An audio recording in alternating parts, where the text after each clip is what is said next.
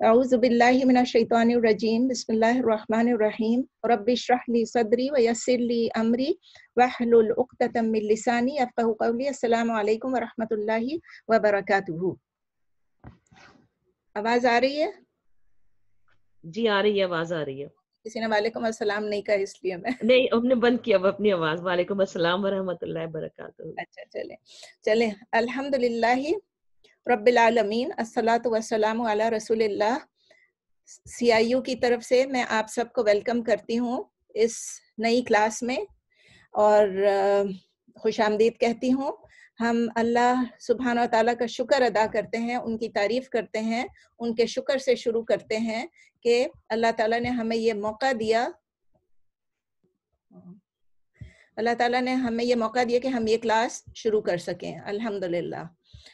تو اللہ تعالیٰ کے ساتھ اس بات کا بھی بہت بہت شکر ہے کہ اللہ تعالیٰ نے ہمارے لیے جو اس دنیا کے بہترین انسان تھے یعنی پروفٹ محمد صلی اللہ علیہ وسلم، ان کو ہمارے لیے بھیجا اور ان کو ہمارے لیے آخری پیغمبر بنا کے بھیجا. اور اللہ تعالیٰ نے ہمارے لیے یہ بھی انشور کیا، یہ بھی ہمارے لیے محفوظ کیا کہ جو نبی صلی اللہ علیہ وسلم کے صحیح، جو ان کے ٹرو فالوورز تھے، ان کو اللہ تعالیٰ نے ان کی چیزوں کو بھی ہمارے لیے پریزرو کیا، ہمارے لیے ان کو بھی محفوظ کیا، اور ان کے جو انہوں نے جو کچھ کیا اس کو بھی ہمارے لیے ایک ایگزامپل بنا کے، ایک ہمارے لیے مثال بنا کے ہمارے لیے چھوڑا. تو ہم اللہ تعالیٰ سے دعا کرتے ہیں کہ اللہ تعالیٰ نبی صلی اللہ علیہ وسلم پہ اپنی رحمتیں اور اپنی برکات نازل فرمائے. اور اللہ تعالیٰ کا اگین شکر ادا کرتے ہیں کہ اللہ تعالیٰ نے ہمیں یہ کلاس شروع کرنے کا موقع دیا جس کا نام ہے خلفائے راشدین. انگلش میں اس کو کہتے ہیں دا رائٹلی گائیڈڈ کیلفس. راشد کا مطلب وہ ہوتا ہے کہ جو رائٹلی گائیڈڈ ہو، جو انٹیلیجنٹ بھی ہو اور جس کو اللہ تعالیٰ نے صحیح طریقے سے گائیڈ کیا ہو. اس کلاس میں ہم کیا پڑھیں گے؟ ہم یہ پڑھیں گے کہ جو مسلمانوں کی تاریخ ہے، ان کی شروع کی ابتدائی تاریخ ہے، جو کہ نبی صلی اللہ علیہ وسلم کی وفات کے بعد جو کچھ ہوا، یعنی کہ نبی صلی اللہ علیہ وسلم کی وفات کے بعد کی تاریخ پڑھیں گے. لیکن ایک بات یاد رکھیں کہ جب ہم اس تاریخ کو پڑھیں گے تو اس کا کنیکشن نبی صلی اللہ علیہ وسلم کی زندگی کے ساتھ بھی تھا. نبی صلی اللہ علیہ وسلم نے جو فیصلے فرمائے، ان فیصلوں کی کس طرح تکمیل ان کے بعد ہوئی، ان کی وفات کے بعد ہوئی، اس کو بھی جاننا ضروری ہے. تو اس میں دو چیزیں ہم کو یاد رکھنا ضروری ہے. ایک یہ کہ کس طرح نبی صلی اللہ علیہ وسلم کی وفات کے بعد جو اسلام کا میسج ہے وہ کس طرح پھیلا یا کس طرح پریکٹس کیا گیا. آپ یہ سمجھ لیں کس طرح اس کے اوپر عمل کیا گیا اور کس طرح اس کو پھیلایا گیا. نمبر 2 ہم نے یہ دیکھنا ہے کہ وہ جو جن لوگوں نے، جو ارلی مسلم کمیونٹی تھی، جو صحابہ تھے، ان کا کیا انفلوئنس ہوا، ان کے کیا اثرات ہوئے بعد کے آنے والی کمیونٹی پہ. ٹھیک ہے. دوسرے جو مذاہب ہیں اسلام کے علاوہ، جو کوئی بھی مذاہب ہیں یا جو بھی نظریات ہیں، آئیڈیالوجیز ہیں، اس کا ہمیں معلوم ہے کہ ایونچولی وہ سب جو ہیں اس میں آلٹر ہو گئی چیزیں، اس میں بدل دی گئی چیزیں. اس میں کچھ وجوہات تھیں. ایک تو یہ ان کی اپنی کوتاہی تھی، نیگلیجنس تھی. نمبر 2 یہ تھا کچھ لوگوں نے جان بوجھ کے اپنے مذہب کو بڑھا چڑھا کے بیان کیا، تو اس میں انہوں نے انٹرپولیشنز کی. اور نمبر 3 یہ تھا کہ انہوں نے کچھ چیزیں اپنے مذہب سے نکال باہر پھینکی، مطلب جو چیزیں مذہب میں انکلوڈڈ تھیں ان کو ہٹا دیا. اسی لیے ہمارے لیے بہت ضروری ہے ہم یہ معلوم کریں کہ کیا اسلام میں بھی ایسا کچھ ہوا. اسلام ایک ایکسیپشن ہے جس طرح کے اسلام یا مسلمان دعویٰ کرتے ہیں کہ نہیں؟ کیا وہی چیزیں جو نبی صلی اللہ علیہ وسلم نے ہمیں سکھائی وہ اب تک چل رہی ہیں یا کہ اس میں تبدیلی آ گئی ہے؟ اس کورس میں ہم کون سی کتاب کو اسٹڈی کریں گے؟ شیخ مصطفیٰ عمر کی جو کتاب ہے، انگلش میں ہے the rightly guided history of Islam under the first 5 caliphs. یہ ان کی کتاب کا نام ہے.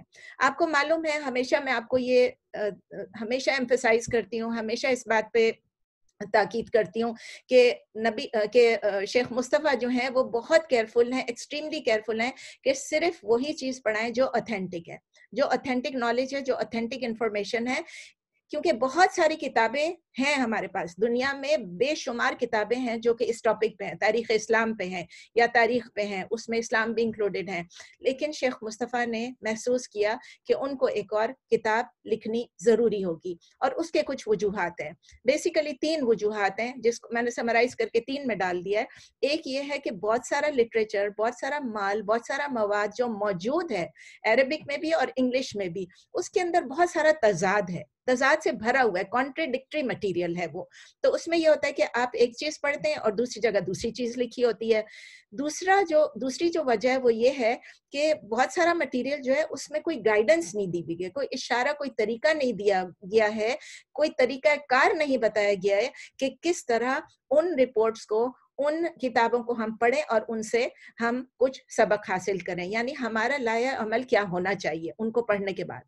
تیسری جو وجہ وہ یہ ہے کہ جب انسان اسلامی تاریخ پڑھنے جاتا ہے یا تاریخ کی کوئی بھی کتاب پڑھنے جاتا ہے تو اس کو پڑھنے سے ایزیلی وہ کنفیوز ہو سکتا ہے, ایزیلی وہ حیران پریشان ہو سکتا ہے, اور یہ بھی ہو سکتا ہے کہ وہ کسی شک میں پڑ جائے کہ اس تاریخ کو پڑھنے کا کوئی فائدہ ہے کہ نہیں ہے. تو اللہ تعالیٰ شیخ مصطفیٰ کو اپنے ان کے اتنے تمام ایفرٹس کی وجہ سے, جو کچھ انہوں نے اتنی محنت کی ہے, اس کے لیے اللہ تعالیٰ ان کو بے انتہا اجر دے کہ ان کی وجہ سے جو انہوں نے ہمارے لیے کتاب لکھی ہے CIU کے لیے, تو انشاءاللہ ہمارے لیے اس سبجیکٹ کو, تاریخ اسلام کے جو ابتدائی دور ہے, اس کو پڑھنے میں ہمارے لیے انشاءاللہ آسانی ہو جائے گی. آئیے اب ہم سبجیکٹ کی طرف جاتے ہیں. یہ تو صرف انٹروڈکشن تھا کہ تاریخ سے مراد کیا. ہم کہتے رہتے ہیں تاریخ ہم پڑھ رہے ہیں, اسلامی تاریخ پڑھ رہے ہیں, شروع کی ابتدائی دور کی تاریخ پڑھ رہے ہیں. تو ذرا دیکھتے ہیں کہ ہسٹری کو یا تاریخ کو ڈیفائن کر لیتے ہیں. ہسٹری آبویسلی وہ چیز ہے کہ جو واقعات پہلے ہو چکے ہیں, ٹھیک ہے, پاسٹ میں. ہسٹری فیوچر کی بات نہیں ہے, ہسٹری میں صرف پاسٹ کی بات ہوتی ہے. جو واقعات, جو ایونٹس ہو چکے ہیں ان کے بارے میں ہم اسٹڈی کرتے ہیں. لیکن جب ہم واقعات کے بارے میں اسٹڈی کرتے ہیں تو ہم کچھ ایونٹس کو چنتے ہیں کہ ہم نے یہ پڑھنا ہے, اور کچھ کی سکوپ بڑی ہوتی ہے, کس کی سکوپ چھوٹی ہوتی ہے, کسی کی ٹائمنگ ڈفرینٹ ہوتی ہے. یہ سب چیزوں کو جب پڑھتے ہیں نا, اس میں بہت ضروری ہے کہ ہم چوائس آف ایونٹس جو ہیں وہ صحیح کریں, اور اس کا سکوپ اور اس کا جو ٹائم ہے اس کو بھی پراپرلی چوز کریں. اس کی وجہ سے پتہ چلتا ہے کہ ہسٹری کیا ہے اور کیا نہیں ہے. ریئلٹی میں, حقیقت میں یہ ہے کہ ہسٹری جو ہے وہ ان ایونٹس کو یا ان ہیپننگس کو جو بھی ہو چکی ہیں, صرف ایسے ہی ہر چیز کو پڑھنا لیں, ہاں یہ آیا تھا, یہ چلا تھا, یہ بیٹھا تھا, یہ گیا تھا. جیسے اگر میں آپ سے کوئی کہانی سنانے جاؤں, میں کہوں پھر وہ بیٹھ گیا, پھر وہ تھوڑی دیر تک بیٹھا رہا, پھر وہ وہاں سے اٹھا, پھر وہ اٹھ کے چلنے لگا, تو آپ کو کیا مزہ آئے گا؟ نہیں مزہ آئے گا نا, آپ کچھ سیکھیں گے بھی نہیں. اگر میں کہوں کہ ہاں وہ بیٹھا اور اس نے یہ کیا, یا اس نے یہ کہا, اور ان چیزوں سے یہ فرق پڑا, تو اس کی وجہ سے جو ہم پڑھیں گے واقعات کو, یہ ہونا چاہیے کہ وہ سگنیفیکنٹ ہونی چاہیے, اہم ہونی چاہیے, وردی آف مینشن ہونے چاہیے. ٹھیک ہے, تو ہسٹری بہت سارے لوگ جس طرح پرسیو کرتے ہیں وہ نہیں ہے. ہسٹری یہ نہیں ہے کہ ہم خالی پڑھ لیں کہ یہ جنگیں ہوئیں اور یہ سیاسی حکمت عملی ہوئی, اور جو لوگ پاور میں تھے, جو انہوں نے کیا کیا ایکشن کیا, اور انہوں نے ان کو ریکارڈ کرایا. کیونکہ ہسٹری میں یہ ہوتا ہے, وہ چیزیں جو پاور میں آتا ہے وہ اپنی چیزوں کو, اپنی کارناموں کو ریکارڈ کرا لیتا ہے, اور آگے والی جنریشن جو ہے وہ ان کو اسٹڈی کرتی ہے اور کہتی ہے یہ تو بڑی اچھی باتیں ہیں. تو اس طرح بہت ساری کتابیں لکھی گئی ہیں جس میں کہ انہوں نے ہسٹری میں, تاریخ میں ان چیزوں کو ریکارڈ کیا ہے جو کہ پاور والوں نے خود ریکارڈ کروایا. ٹھیک ہے نا, ان کے اپنے لوگ ہوتے ہیں, مطلب ظاہر ہے کہ ایک پریزیڈنٹ ہے, پرائم منسٹر ہے, وہ خود تو نہیں بیٹھ کے لکھے گا ہسٹری, لیکن اس کے لوگ ہوتے ہیں جو اس کے لیے لکھتے ہیں. اور اسی طرح کئی انسٹیٹیوشنز میں, کئی اداروں میں اسی طرح پڑھایا جاتا ہے ہسٹری کو, تاریخ کو. لیکن یہ صحیح اپروچ نہیں ہے جس کو ہم فالو کریں. تو شیخ مصطفیٰ یہی کہتے ہیں کہ ایک کمپریہنسو اپروچ ہونی چاہیے, جامع اپروچ ہونی چاہیے, جس کی وجہ سے ہم جب ہسٹری پڑھیں تو اس میں کیا کیا چیزیں ہونی چاہیے. اس میں پولیٹیکل حالات ہونے چاہیے, سیاسی, اس میں دیکھنا چاہیے کہ اس وقت ملٹری حالات کیا تھے, یعنی ان کا پورا ملٹری سیٹ اپ کیا تھا, کیا کن حالات سے گزر رہے تھے. یہ دیکھنا چاہیے کہ سوشل یا سماجی حالات کیا تھے, اکنامک یا معاشی حالات کیا تھے, ایجوکیشنل یا تعلیمی حالات کیا تھے, اور کلچرل یعنی ثقافتی حالات کیا تھے, اور ریلیجس یعنی کہ وہاں کا جو مذہب ہے وہ کس طرح الگ الگ چیزوں میں ہم کو نظر آ رہا تھا.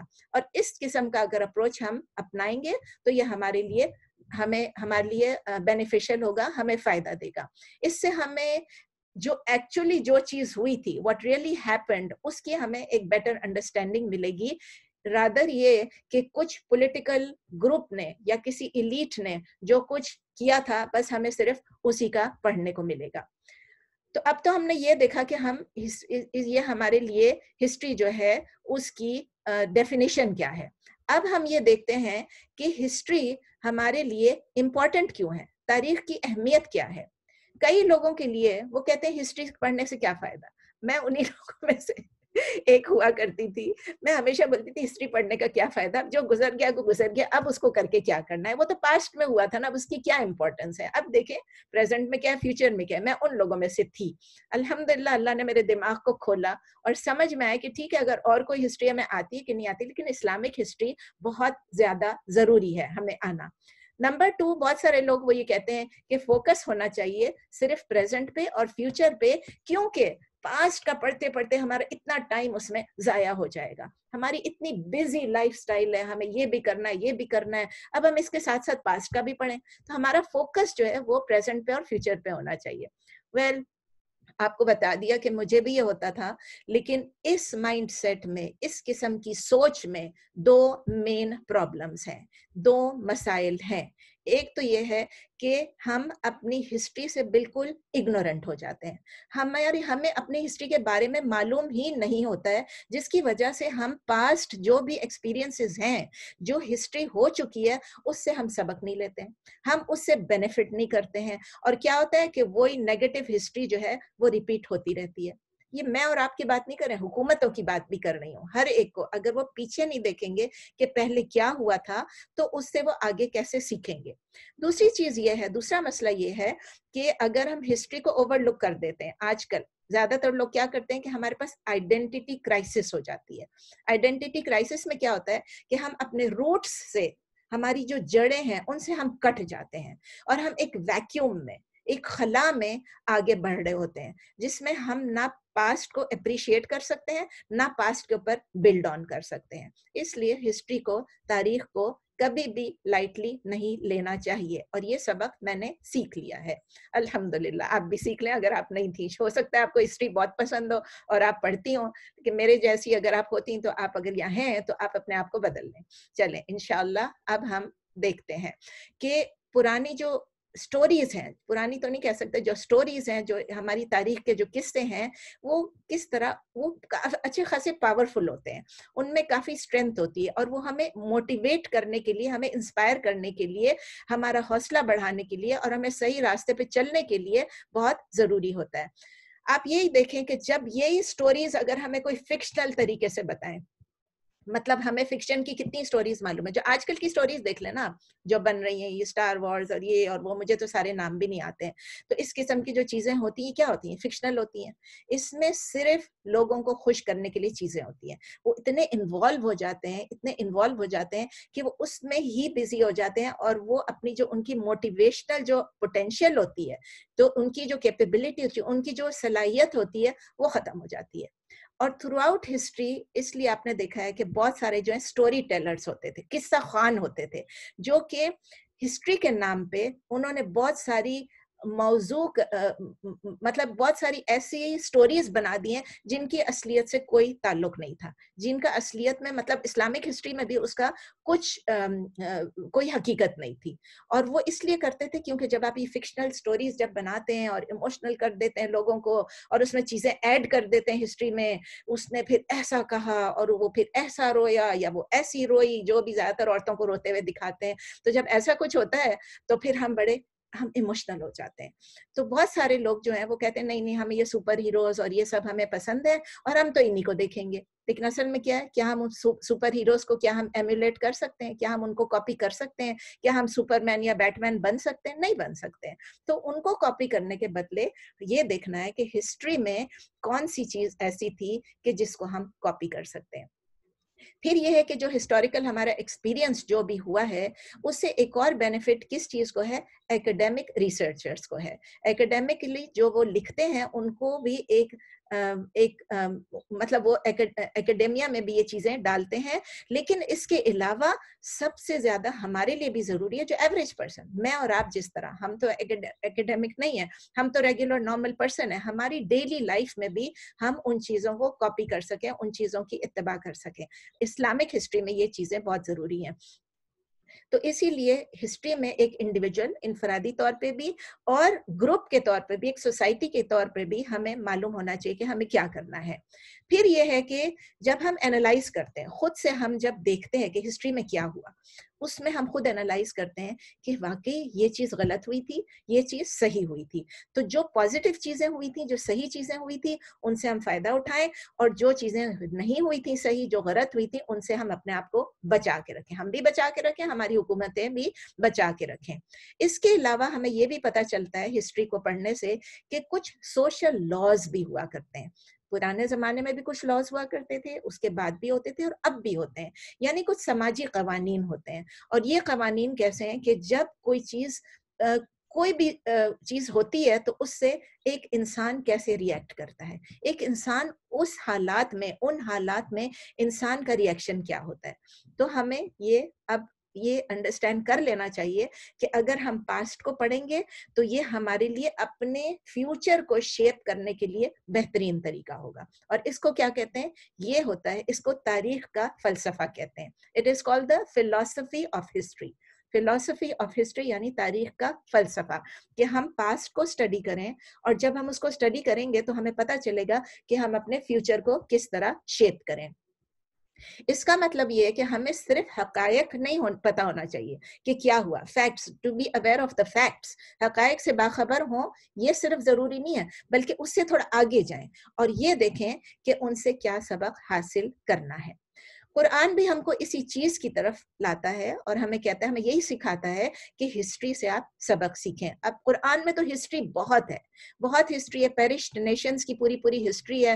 اور آپ لوگوں نے پروفٹس کا کورس سنا تھا، جب پہلے ہم نے کیا تھا، اس کو کچھ سال ہو گئے کہ پروفٹس ان دا قرآن. وہ اگر آپ بھول گئے ہیں یا آپ نے نہیں اٹینڈ کیا تھا تو ابھی آپ اس کو سن سکتے ہیں کہ کس طرح ہر پروفٹ کے زمانے میں، ہر نبی، ہر پیغمبر کے زمانے میں کیا ہوا، جن لوگوں نے کیا کیا اور ان کا کیا انجام ہوا. اس میں تمام لوگوں کے انجام بھی دیے ہوئے جو پیرشڈ نیشنز ہیں، کہ کیوں ان کی تباہی ہوئی، کیوں ان کی ہلاکت ہوئی. اور اس کے ساتھ ساتھ اللہ تعالیٰ ہمیں یہ بھی بتاتے ہیں کہ جن لوگوں نے سیدھے راستے پہ، جو لوگ چلے، جن لوگوں نے سیدھا راستہ اپنایا، ان لوگوں کے ساتھ کیا ہوا. تو اللہ تعالیٰ ہمیں سورہ فاتحہ میں بھی شروع میں ہی، جب ہم ایوری ڈے سورہ فاتحہ پڑھتے ہیں، ہر نماز میں، ہر رکعت میں سورہ فاتحہ پڑھتے ہیں، اس میں اللہ تعالیٰ کہتے ہیں کہ ہم جب اللہ سے کہتے ہیں کہ اللہ ہمیں سیدھے راستے پر چلا، اہدنا الصراط المستقیم، ہمیں اس سیدھے راستے پر چلا، اور پھر ہم ساتھ اللہ تعالیٰ، یہ کیا مطلب، اتنا کافی تھا نا، اہدنا الصراط المستقیم. کیا ضروری تھا کہ ہم اس میں آگے بڑھائیں، لکھیں کہ صراط الذین انعمت علیہم؟ ہاں، یہ اللہ تعالیٰ نے ہم کو سکھایا ہے. اللہ تعالیٰ ہم کو اس بات پہ کہہ رہے ہیں کہ دیکھیں، آپ ان لوگوں کے راستوں کو فالو کریں کہ جن لوگوں کے راستے اللہ تعالیٰ نے ہمیں بتایا ہے کہ اللہ نے ان کے اوپر اپنا انعام نازل کیا، اللہ نے ان پہ اپنا فیور کیا. صراط الذین انعمت علیہم، ہم اللہ سے دعا کر رہے ہیں کہ ہمیں ان لوگوں کے راستے پر چلائیں کہ جن کے اوپر آپ نے اپنا انعام کیا، انعمت علیہم، جن پہ آپ نے اپنا فیور کیا، اپنا انعام کیا. اور پھر ساتھ ہم یہ بھی کہہ رہے ہیں غیر المغضوب علیہم ولا الضالین، یعنی اس سے بھی ہمیں سبق سیکھنا ہے کہ ہمیں ان لوگوں کے راستے پر نہ چلائے، اے اللہ ہمیں ان لوگوں کے راستے پر نہ چلائیں جنہوں نے آپ کا غصہ مول لیا. مغضوب یعنی جن پہ آپ غصے ہوئے، ان کے اوپر، ولا الضالین، اور جو گمراہ ہو گئے، who went astray. تو یہ دونوں چیزوں سے ہم کو بچنا ہے، اور ہم اللہ تعالیٰ سے یہ دعا کرنے کہ ہمیں ان لوگوں کے راستے پر چلائیں جن پہ آپ نے انعام کیا، جن پہ آپ نے اپنا کرم کیا، اور جن سے آپ خوش ہیں، مطلب جن سے آپ راضی ہیں. ان لوگوں کے لیے اللہ تعالیٰ نے قرآن میں بھی یوز کیا اور ہم بھی یوز کرتے ہیں، رضی اللہ عنہ، رضی اللہ تعالیٰ عنہ، اللہ تعالیٰ ان سے راضی ہیں. اور قرآن ایک اسپیسیفک، ایک خاص گروپ آف لوگوں کے لیے بھی اللہ تعالیٰ بتاتے ہیں، اور وہ یہ کہتے ہیں کہ جو یہ سٹوریز جو میں آپ لوگوں کو بتا رہا ہوں، مطلب اللہ تعالیٰ کہتے ہیں کہ جتنے پیغمبروں کی سٹوریز جو اللہ تعالیٰ بتاتے ہیں، ان کو پڑھنا بھی ثواب ہے، ان کو پڑھنے میں بھی اجر ہے، ان کو دوسروں تک پہنچانے میں بھی اجر ہے. جب میں نے پروفٹس کا کورس کیا تھا تو میں نے آپ کو یہ بتایا تھا کہ ان کے پڑھنے میں بھی ثواب ہے، اور ان کو دوسروں کو نیریٹ کرنے میں بھی ثواب ہے. اللہ تعالیٰ سورہ یوسف میں فرماتے ہیں، سورہ یوسف سورہ نمبر 12 آیا نمبر 111 111، سورہ نمبر 12 اور آیا نمبر 111. اللہ تعالیٰ کہتے ہیں لَقَدْ كَانَ فِي قَصَصِهِمْ عِبْرَةً لِأُولِي الْأَلْبَابِ، یعنی اللہ تعالیٰ کہتے ہیں کہ ان کہانیوں میں، قصصہم ان نیریشنز میں، بلکہ کہانیاں بھی ان نیریشنز میں، یہ جو اللہ تعالیٰ ہمیں نیریٹ کرتے ہیں، جو ہمیں ان کے قصے سنا رہے ہیں، اس میں کیا ہے؟ لقد یعنی شورلی، کانا ان میں ہے، مطلب پاسٹ ٹینس ہے، فی قصصہم عبرتن یعنی عبرت ہے، اس میں لیسنز ہے، لی اولی الالباب یعنی ان لوگوں کے لیے جن کی ڈیپ انڈرسٹینڈنگ ہے، جو سوچتے ہیں، جو عقل رکھتے ہیں، جو عقل سے کام لیتے ہیں. دیکھیں اللہ تعالیٰ قرآن میں ہمیں کتنی چیزیں بتاتے ہیں، میں پورے میں تو نہیں جا رہی ہوں، لیکن اللہ تعالیٰ ہم کو بتاتے ہیں کہ کس طرح غزوہ احد میں کیا ہوا، کن لوگوں کی غلطی تھی، کس کی وجہ سے جیتتے ہوئے ہم لوگ، ہماری مسلمان فوج جو تھی، نبی صلی اللہ علیہ وسلم کی جو فوج جو تھی، وہ جیتتے جیتتے وہ ہار میں تبدیل ہو گئی. کیا تھا اس میں وجہ کیا تھی؟ تو اس سے ہمیں دیکھنا ہے اور اس سے ہمیں سبق لینا ہے. اسی طرح غزوہ حنین میں اللہ تعالیٰ نے بتایا کہ کس طرح ہم اس سے لیسنز لے سکتے ہیں، کیونکہ کسی کے ایکشنز جو ہیں ان کی غلطی کی وجہ سے، صرف اللہ تعالیٰ نے ایکشن نہیں بتایا، غزوہ احد میں اللہ نے ایکشن بتایا اور ان کے سینٹیمنٹس بھی بتائے کہ وہ کس لیے وہ بھاگے، وہ مال کے پیچھے بھاگے، مال غنیمت کے پیچھے بھاگے. اور دوسری چیز اللہ تعالیٰ یہ بھی بتایا کہ لوگوں کے فیلنگز کیا ہیں، لوگوں کی سینٹیمنٹس کیا ہیں، لوگوں کے اندر وہ کیا ہے،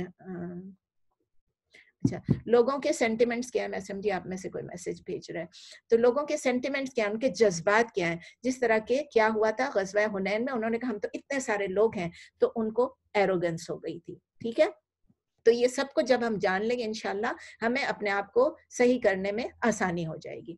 اچھا تاریخ کی ہم بات کریں، تاریخ کی اہمیت کی بات کریں، تاریخ کو ہم نے ڈیفائن کر دیا، لیکن اب یہ بتائیں کہ اسلامی تاریخ کیوں؟ کیا ہم ساری دنیا کی تاریخ پڑھیں گے تو ہمیں کچھ نہیں ملے گا؟ ملے گا، ہمیں اس سے بھی کچھ نہ کچھ ملے گا، سبق ملیں گے. لیکن اس لیے ہم تاریخ اسلام پڑھتے، نمبر 1 کہ ہم کیلیفورنیا اسلامک یونیورسٹی میں پڑھ رہے ہیں اور ہماری تمام جتنے بھی ٹاپکس ہیں وہ اسلامی ہیں. ٹھیک ہے، نمبر 1 تو میں یہ بتا رہی ہوں. نمبر 2 یہ ہے کہ جو تاریخ اسلام ہے وہ بہت، اس میں بہت کہتے ہیں نا گریٹسٹ ہے، one of the greatest and richest history of all time. اس میں ہمیں بہت چیزیں نظر آتی ہیں، بہت رچ ہے وہ ہسٹری جو ہے ہماری، اس میں بہت چیزیں موجود ہیں جس سے ہم سبق سیکھ سکتے ہیں. اور پھر ہم ہیں بھی مسلمان، تو ہمارے لیے تو وہی ٹھیک ہے کہ ہم پہلے اس کو پڑھیں پھر دوسروں کو پڑھیں. اسلام نے کیا کیا؟ اسلام نے ایسی ایک تہذیب تھی، ایسی ایک کمیونٹی تھی، ایسا ایک معاشرہ تھا جو کہ بالکل وحشی تھا، قبائلی تھا، وحشی تھا، اور اس کو اسلام نے ٹرانسفارم کر دیا، اسلام نے اس کو چینج کر دیا، اور وہ کیا بن گیا؟ سب سے one of the most advanced civilisations, one of the most ترقی یافتہ تہذیب آپ کہہ لیں. کتنی دیر میں؟ جسٹ 1 سینچری کے اندر. 1 سینچری کے اندر وہ لوگ جو تھے، جو کہ بالکل وحشی ٹائپ کے تھے، قبائلی تھے، اور ان کو بہت ساری چیزیں غلط کرتے تھے، اسلام کے آنے کی وجہ سے وہ بالکل پلٹ گئے اور الحمدللہ بہت سیدھے راستے پہ ہو گئے. تو کیا کیا اسلام نے؟ کس چیز سے؟ ایک تو یہ انہوں نے انصاف کا نظام قائم کیا، دے اسٹیبلشڈ جسٹس. ٹھیک ہے، اٹ اسٹیبلشڈ جسٹس، اسلام نے جسٹس یعنی انصاف کا نظام قائم کیا. اٹ فاٹ اگینسٹ پاورٹی، یعنی انہوں نے نہیں، مطلب اسلام نے ہمیں یہ سکھایا کہ انصاف کرو. نمبر 2 اسلام نے کہا غربت کا مقابلہ کس طرح کریں. اسلام نے ایکچولی کر کے پورا، جو ہم ہسٹری دیکھتے ہیں، ایکچولی غربت کا مقابلہ کیا اور غربت کا تقریباً خاتمہ کر دیا تھا. پھر تعلیم کو عام کیا، یونیورسل ایجوکیشن کو اسلام نے شروع کیا، یونیورسل ایجوکیشن. پھر اسلام نے سب سے پہلا جو فرسٹ فری پبلک ہاسپٹل بنا، وہ بھی اسلام نے کھولا، وہ بھی مسلمانوں نے کھولا. پھر مسلمانوں نے کیا کیا؟ انہوں نے اسٹریٹ لائٹنگ جو ہے وہ بھی مسلمانوں نے ایجاد کیا اور لوگوں کو بتایا کہ بہت ساری ان کی ایجادات ہیں. اگر آپ پڑھنے جائیں, اگر آپ کچھ کتابیں پڑھیں گے تو ابھی میں ایجادات کا ذکر نہیں کر رہی, میں صرف سماجی چیزوں کا بتا رہی ہوں کہ کس طرح اسلام نے کن کن چیزوں پہ زور دیا, کن کن چیزوں کو معاشرے میں اور سماج میں عام کیا. اور اسلام نے یہ سکھایا کہ کس طرح ہم ایک متوازن بیلنسڈ لائف, متوازن زندگی گزار سکتے ہیں, ایک بیلنسڈ لائف گزار سکتے ہیں جس میں دو چیزیں ہیں, اللہ کی رضا بھی شامل ہے اور معاشرے کی ترقی بھی شامل ہے, دونوں اکٹھے. ہم بعض دفعہ کہتے ہیں نا کہ اگر ہم اللہ کی رضا کے لیے کچھ کر رہے ہیں تو اس میں دنیا کو چھوڑ دیں. یہ اسلام نہیں سکھاتا ہے. دنیا میں بھی ہم نے معاشرے کی بھی ترقی کرنی ہے, سماجی ترقی بھی کرنی ہے ایٹ دا سیم ٹائم, اور اللہ کی رضا کے لیے کرنا ہے. دونوں چیزیں اکٹھی جاتی ہیں. تو اسلامک ہسٹری جو ہے یہ بہت یونیک ہے, کہنے انوکھی ہے, ان دا سینس کہ ٹرو ریلیجن جو صحیح اسلام ہے, جو صحیح مذہب ہے, اس کا بہت بڑا رول ہے اس میں. ایٹ لیسٹ کوائٹ آفن جو یہ ہوتا ہے کہ جو ڈیسیژن بنائے لوگوں نے, چاہے وہ سیاسی تھے, پولیٹیکل تھے, چاہے وہ سوشل تھے, سماجی تھے, یا اکنامک تھے, معاشی تھے, یا کلچرل تھے, یعنی ثقافتی تھے, اس میں بھی جو ڈیسیژن لیے اس زمانے میں, خاص کر جب کہ اسلام پھیل رہا تھا, تو تمام ڈیسیژنز جو ہیں, موسٹ آف دا ڈیسیژنز کہنے, اگر تمام نہیں تو they were based on what? They were based on Islam. Hare decision جو ہے وہ ٹرو ریلیجن پہ بیسڈ تھا. اس طرح اسلامک عقائد جو ہیں, اسلامی عقائد جو ہیں, اور اللہ کی ہدایت کے ساتھ ظاہر ہے اس نے ہسٹری میں اپنا نام پیدا کر لیا, ہسٹری میں, تاریخ میں اپنا نام پیدا کر لیا. اور ہم مسلمانوں کو اس حقیقت کو جاننا ضروری ہے. ہمیں معلوم ہونا چاہیے کہ ہمارے جو فارمر, جو ہمارے لیڈرز تھے, انہوں نے کیا کیا اور کس طرح ہم اس سے سبق حاصل کریں. جب ہم کسی مذہب کو ظاہری طور پر دیکھتے ہیں, اس کی جو ظاہری تاریخ کو دیکھتے ہیں, کسی بھی ہسٹری, کسی بھی مذہب کی ہسٹری کو, کرسچینٹی لے لیں, ہندوازم کو لے لیں, جوڈائزم کو لے لیں, بدھزم کو لے لیں, تو اس میں یہ لگتا ہے کہ جیسے کہ جو ایکچوئل آبجیکٹو ہے ان کے مذہب کا, وہ اور جو وہ جو ہے وہ سیپریٹڈ لگتا ہے. وہ ایسے نہیں لگتا ہے کہ تاریخ اور مذہب ایک ساتھ چل رہے ہیں. تاریخ ایک الگ طور پہ چل رہی ہوتی ہے اور مذہب ایک دوسرے راستے پہ چل رہا ہوتا ہے. تو یہ بہت عجیب سی چیز ہے. لیکن اسلام کے لیے ہمیں معلوم ہے کہ نبی صلی اللہ علیہ وسلم جو ہیں وہ بہت کامیاب تھے, وہ ایز اے لیڈر بہت کامیاب تھے, ایز اے اسپرچل لیڈر بھی بہت کامیاب تھے. یعنی وہ ہمارے جو لیڈر تھے ایز اسلام کے طرف سے وہ بھی بہت کامیاب تھے, اور پھر ہسٹری میں بھی ان کی کامیابی اب تک گنی جا رہی ہے. جب کہتے ہیں موسٹ انفلوئنشل لوگوں کے نام, وہ 100 لوگوں کے نام, اس میں بھی نبی صلی اللہ علیہ وسلم کا نام ہے. اور جو غیر مسلم ہے وہ بھی نبی صلی اللہ علیہ وسلم کی اس چیز کو ابھارتے ہیں, مانتے ہیں, ایکسیپٹ کرتے ہیں. ٹھیک ہے. اور یہ چیز دیکھیں کہ ایک تو نبی صلی اللہ علیہ وسلم خود سکسیسفل تھے, پھر نبی صلی اللہ علیہ وسلم کی وفات کے بعد بھی ایسا نہیں ہوا کہ وہ رک گیا. اسلام ڈومیننٹ ہوتا گیا, غالب ہوتا گیا, اور پورے عربیہ میں پھیل گیا نبی صلی اللہ علیہ وسلم کی وفات کے بعد. یعنی اس وقت کافی پھیل چکا تھا, اور وفات کے بعد تو کہاں کہاں تک چلا گیا. تو اسی لیے ہسٹری آف اسلام یا تاریخ اسلام جو ہے وہ ہمیں یاد رکھنا چاہیے کہ یہ کسی پاور کے لیے نہیں تھا, پیسوں کے لیے نہیں تھا. یعنی اب تو آج کل کس لیے ہوتا ہے پاور سٹرگل, پیسہ چاہیے, سیٹ چاہیے, کرسی چاہیے, صدارت چاہیے, ہر چیز چاہیے, صرف پاور کے لیے, اتھارٹی کے لیے. لیکن اسلام جو تھا, اس کی جو سٹرگلز تھی, اس کی جو جہاد تھی, اسلام نے جو آگے پھیلائے, وہ پرائمریلی وہ پاور سٹرگل نہیں تھا. حالانکہ اس میں پاور بھی آیا گیا, ایسا نہیں میں کہہ سکتی ہوں, آپ بھی نہیں کہہ سکتے کہ اسلام میں کسی نے بعد میں جا کے نبی صلی اللہ علیہ وسلم کے بعد کسی نے پاور کے لیے نہیں کیا. یعنی ہم دیکھ رہے ہیں کہ آستے آستے آستے آستے ڈیٹیریٹ ہوتا گیا. اور یہ بھی نہیں ہے کہ اسلام میں جو ہماری تاریخ جو ہے, ہماری جو ہسٹری ہے, وہ کسی معاشی کنڈیشن کے لیے تھا, کسی اکنامک کنڈیشن کے لیے تھا. آف کورس اس کا رول بھی پلے ہوتا ہے, لیکن اس کے لیے پرائمریلی نہیں تھا. دو چیزیں یاد رکھ لیں کہ نہ تو پاور کے لیے تھا, نہ پیسوں کے لیے تھا. ٹھیک ہے. اسلامک ہسٹری جو ہے وہ کیوں اسلامک ہے؟ وہ کیوں اسلامک ہے؟ اس لیے کہ وہ فوکس کرتی ہے کہ ریلیجن نے, مذہب نے, اسلام نے کس طرح لوگوں کو بدلا, کس طرح ایک ٹرانسفارم کر دیا ایک وحشی ریلیجن کو. تو ہم نے وہ دیکھنا کہ کس طرح کیا. اسی لیے وہ ہسٹری امپورٹنٹ ہے, کس طرح لوگوں کے ایکشنز کو شیپ کیا. Number 2, what really happened, actually کیا ہوا, کس طرح انہوں نے کیا اور ایکچولی کیا ہوا تھا. اور نمبر 3, کون لوگ تھے جن کو ہم نے فالو کرنا ہے. Who were the heroes of Islam? ہمارے ایکچوئل ہیروز کون تھے؟ اسی لیے یہ کلاس بہت ضروری ہے. تو ہمیں یہ باور کرایا جاتا ہے, یہ یقین کرایا جاتا ہے کہ جو ویسٹرن تھنکرز ہیں, جو ویسٹ کے, جو مغرب کے جو تھنکرز ہیں, مفکرین ہیں, اور ان کے جو سائنسدان ہیں, ہمیں لگتا ہے کہ انہی سے ہمیں انسپریشن لینا ہے, وہی ہمارے ماڈلز ہیں. لیکن اسلام کے اپنے لیڈرز تھے, اپنے قائدین تھے, اپنے واریئرز تھے, اپنے جنگجو تھے, اپنے تھنکرز تھے یعنی اپنے مفکرین تھے, اور اپنے سائنٹسٹس تھے یعنی اپنے سائنسدان تھے, اپنے اسکالرز تھے یعنی اپنے علماء تھے, اپنے ماہرین تھے, اور اپنے پائس پیپل تھے یعنی اپنے صالحین تھے. اور اللہ تعالیٰ قرآن میں ان کو بیان بھی کرتا ہے کہ وہ صالحین بھی تھے, اور علماء بھی تھے, اور شاہدین بھی تھے, اور قائدین بھی تھے. اللہ تعالیٰ نے ان کی ہر پوائنٹ کو کہیں نہ کہیں قرآن میں ڈسکس کیا ہے.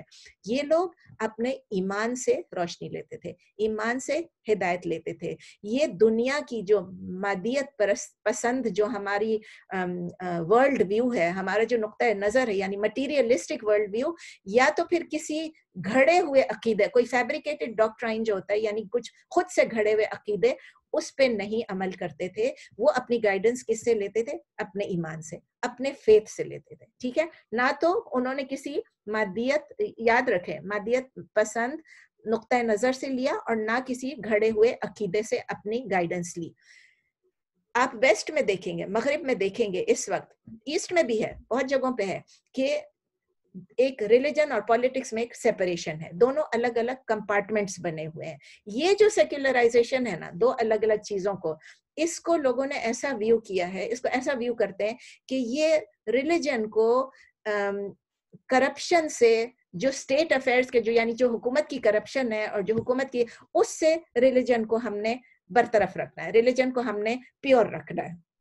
لیکن کچھ لوگوں نے ایگزیکٹلی اپوزٹ بھی اس کو کہا ہے. وہ یہ کہتے ہیں کہ ہم اسٹیٹ افیئرس کو ریلیجن کی کرپشن سے بچانا چاہتے ہیں. دونوں قسم کے ہیں, آپ کو پتا ہے نا. تو اس لیے مسلمانوں کو ایسا نہیں سوچنا چاہیے. مسلمانوں کے لیے ریلیجن اور پالیٹکس ساتھ ساتھ ہیں. اسی لیے کبھی بھی اسلام کی آپ تاریخ میں دیکھیں, انہوں نے کبھی بھی ایسی ڈویژن نہیں کی, انہوں نے کبھی کمپارٹمنٹلائز نہیں کیا, انہوں نے کبھی سیکولرائز نہیں کیا. ہمیشہ یہ ہوا کہ جو اسلام ہے اسی کے مطابق سیاسی حالات بھی ہوئے, اسی کے مطابق تمام ایکشنز بھی ہوئے, اسی کے مطابق تمام قوانین, تمام تعزیرات بھی اسی کے مطابق ہوئے. اور اسی لیے اس کی وجہ کیا ہے؟ یہی وجہ ہے کہ اسلام ہم کو سکھاتا ہے کہ لوگ جو ہیں ان کو دنیا سے بھی انٹریکٹ کرنا ہے, اور اس کو الگ نہیں چھوڑنا ہے. اور یہ ہے کہ اسلام اور جو ہماری پبلک لائف جو ہے اس میں اوور لیپ ہونا ضروری ہے, یہ نیچرل ہے.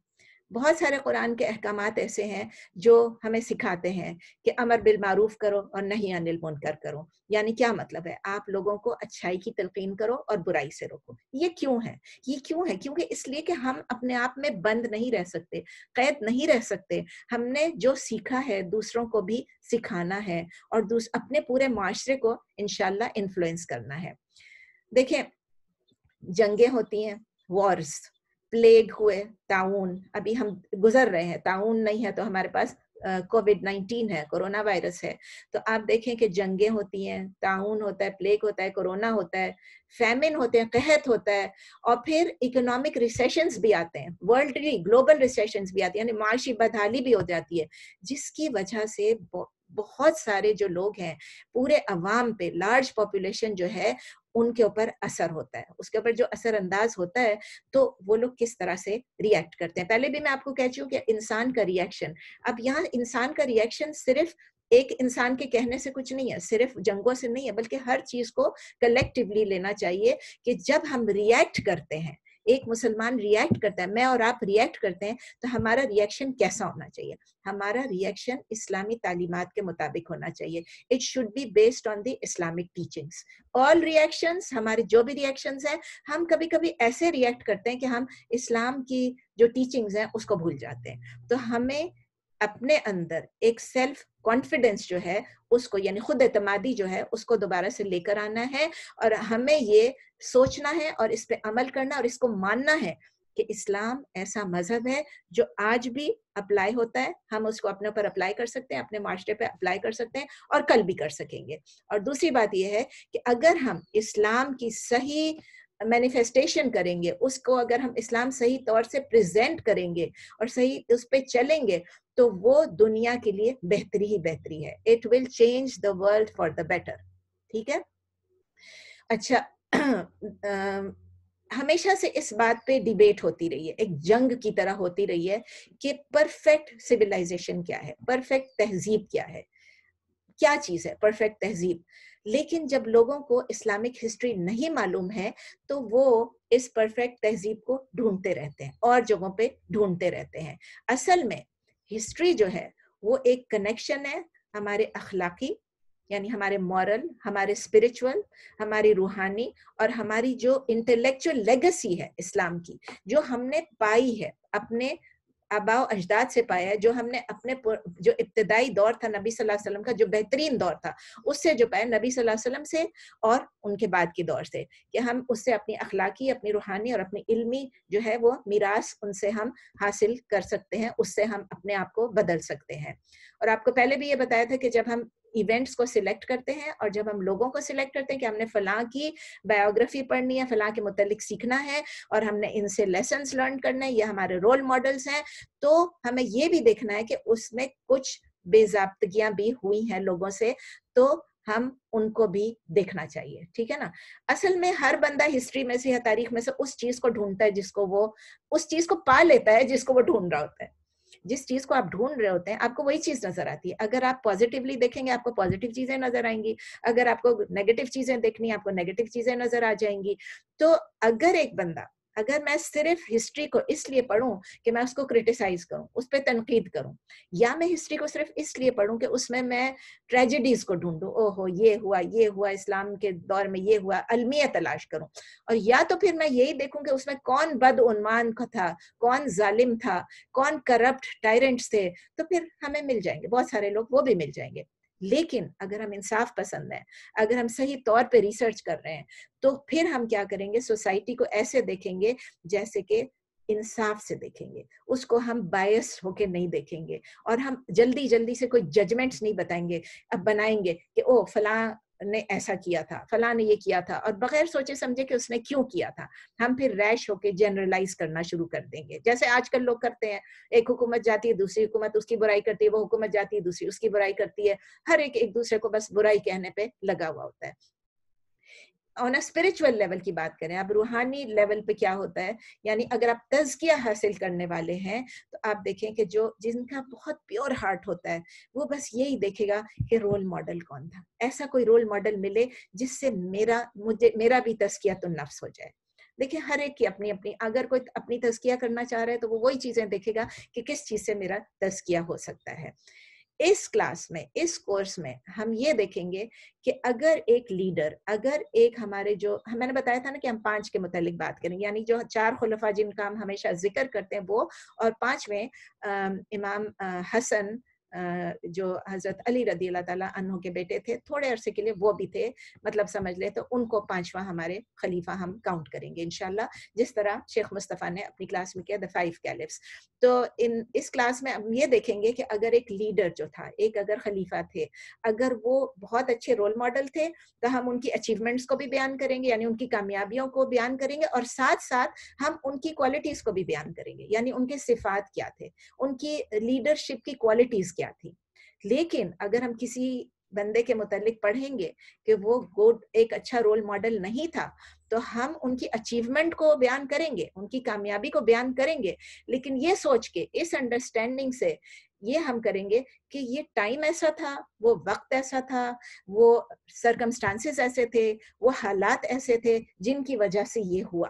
ٹھیک ہے, یہ بات ذہن میں رکھ لیں کہ اگر اچھے رول ماڈل ہیں ان کی ہم یہ بھی پڑھیں گے کہ ان کی صفات کیا تھی, ان کی لیڈرشپ کوالٹیز کیا تھی, انہوں نے یہ فیصلہ کیوں کیا. لیکن اگر کوئی چیزیں ہمیں معلوم ہے کہ گڈ رول ماڈل نہیں تھے لیکن ان کے زمانے میں چیزیں اچھی ہو گئیں, تو یہ سرکمسٹانسز تھے اور وہ وقت ایسا تھا جس کی وجہ سے وہ ہو گیا. دوسری بات یہ کہ بہت ساری کنفیوژنز جو ہیں اور بہت ساری جو ہم غلط چیزیں بیان کرتے ہیں اسلامک ہسٹری میں, وہ کیوں ہوئی, کیونکہ جو ایونٹس کو, جن واقعات کو ہسٹورینز نے, مورخوں نے کیا کہتے ہیں, مورخوں نے جس طرح بیان کیا, تو وہ انہوں نے جب رپورٹ کی تو انہوں نے ان کی ایکیوریسی کو چیک نہیں کیا. اب جس طرح حدیث میں ہوتا ہے, حدیث آپ نے پورا کورس پڑھا ہوا ہے کہ حدیث کی انویسٹیگیشن, ایگزامینیشن, اس کی ایکیوریسی کو کس طرح چیک کیا گیا. اگر آپ نے وہ کورس نہیں اٹینڈ کیا تو پلیز آپ حدیث کے کورس کی بھی جو ہماری ریکارڈنگز ہیں اس کو سن لیں. اس میں بہت اچھی طرح بتایا کہ ہر ایک حدیث کو کس طرح چیک کیا جاتا تھا کہ وہ صحیح ہے کہ نہیں, اور اس کو کتنی کیٹیگریز میں اس کو ڈیوائڈ کیا, کلاسیفائی کیا گیا. تو ایک یہ بھی ریزن ہے کہ ہسٹری پڑھیں تو حدیث کی طرح نہیں ہے, وہ ہسٹری ہے. ٹھیک ہے نا. چلیں اب شروع کرتے ہیں کہ یہ خلفائے راشدین کا وقت کب سٹارٹ ہوا اور کب ختم ہوا. یہ جو ایرا ہے, گولڈن ایرا جس کو آپ کہہ لیں, وہ اگر ہم ہجری کیلنڈر کو دیکھتے ہیں, اسلامک کیلنڈر کو دیکھتے ہیں, تو وہ 11 ہجری سے سٹارٹ ہوا اور 41 ہجری تک وہ چلا. ہجری کیلنڈر آپ سب کو معلوم ہے اس وقت سے سٹارٹ ہوتا ہے جب نبی صلی اللہ علیہ وسلم نے ہجرت فرمائی مکے سے مدینے کو. اس کے بعد کے جو واقعات ہیں وہ سمجھ لیں کہ چاہے وہ مدینے میں پیش آئے ہوں, چاہے مکے میں پیش آئے ہوں, چاہے وہ اور کسی دنیا میں کسی اور جگہ پہ پیش آئے ہوں, وہ پھر بھی ہجری کیلنڈر ہی کہلاتا ہے اور اس وقت سے وہ سٹارٹ ہوا تھا. یعنی جس طرح اب ہم اسلامک, ہم ہجری کیلنڈر کو بھی فالو کرتے ہیں اور ساتھ ساتھ ہم یہ کنٹمپریری جو ایرا ہے اس کا کیلنڈر بھی فالو کرتے ہیں. تو یہ کون سا زمانہ تھا جو رائٹلی گائیڈڈ ایرا تھا؟ 632 سی ای سے لے کے 661 سی ای تک. اب آپ دیکھیں کہ نبی صلی اللہ علیہ وسلم نے خود کہا, انہوں نے خود حدیث میں فرمایا کہ آپ میرا راستہ فالو کریں, میرا راستہ, you must follow my way and the way of the رائچیس rightly guided leaders. اور جو صالح اور جو رشد پہ تھے, یعنی راشدین تھے, خلفائے راشدین جو میرے بعد ہوں گے, ان کو آپ فالو کریں. اور پھر یہاں تک تاکید کی کہ اس کو اپنے ان سے مولر سے, ان کو بائٹ کر کے رکھیں, یعنی اپنی داڑوں کے اندر دبا کے رکھیں. اس کا کیا مطلب ہوا؟ ان کو دبا کے تو ہم نہیں رکھ سکتے نا, نہ ان لوگوں کے نہ ان کے طریقوں کا. اس کا مطلب یہ کہ اس کو سنبھال کے رکھیں, اس کو کہیں جانے نہ دیں. اس راستے کو ہم نے فالو کرنا ہے تو ضرور اس راستے کو ہم نے سنبھال کے رکھنا ہے, پریزرو کر کے رکھنا ہے, اپنے دماغ میں رکھنا ہے, اپنے دل میں رکھنا ہے, اپنے سسٹم میں رکھنا ہے, تاکہ ہم اس کو فالو کر سکیں انشاءاللہ. اب دیکھیں یہ پیریڈ جو تھا بہت لمبا پیریڈ نہیں تھا. اب دیکھیں 632 سے 661 یا 11 سے 41 کہہ لیں, بیئرلی 30 ایئرس تھے, 30 سال تھے.